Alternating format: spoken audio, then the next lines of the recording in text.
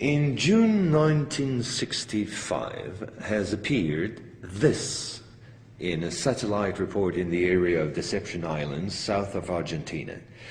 The Russians tried to sabotage the refloating operation in vain, despite the violence of the confrontation. The flying object was finally brought back to Edwards Air Force Base in California. And 10 years later, the first anti-gravitational drone using magneto-hydrodynamic propulsion, or MHD, made its debut test flight in the desert around Edwards Air Force Base, where a number of prototypes came into being. The Belgians got a small glimpse of so-called UFOs in 1989 and 1990.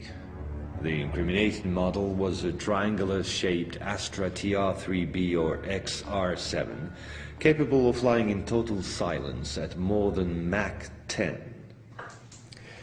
Now I would like to speak to you about another concrete application of such technology, the B-2 bomber, whose development started in 1982. The official B-2 stealth bomber, which flew for the first time in 1989, was to serve as cover for another unconventional B-2 to be built in parallel. This top-secret model used, among other things, a plasma creation system, exploiting the airflow like an MHD generator. This system produces ionization of the air around the B-2, thereby suppressing air resistance while ensuring total invisibility for any type of radar. This nuclear bomber has flown for 15 years now at more than Mach 10. It can fly around the Earth in just a few hours without being seen. Naturally, such military research was to give rise to many commercial spin-offs. Over the last 10 years, we've seen the appearance of dozens of non-lethal armaments like E-bombs or electromagnetic bombs, as well as, of course, microwave weapons and powerful lasers. The U.S. Department of Defense, through the multinational Raytheon, decided to invest a gigantic amount of money in an experimental program called HAARP, or High Frequency Activate Auroral Research Program. And it was quite a program. Officially, the base in Alaska studies the ionosphere. In truth, the real possibilities of the installation are enormous. Climate manipulations, deep detection of underground base or deposits, silent and remote destruction of any object, and most important of all, manipulation of human behavior.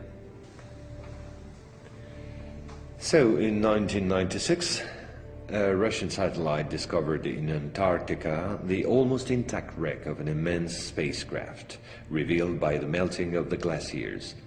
The ice samplings indicated a crash date some 24,000 years ago.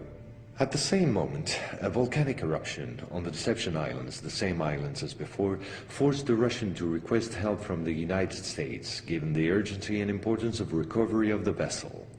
In the end, they suddenly dropped it all and evacuated the zone in panic. The device was finally destroyed by the Russians, extremely upset by the situation, which was no longer working to their advantage.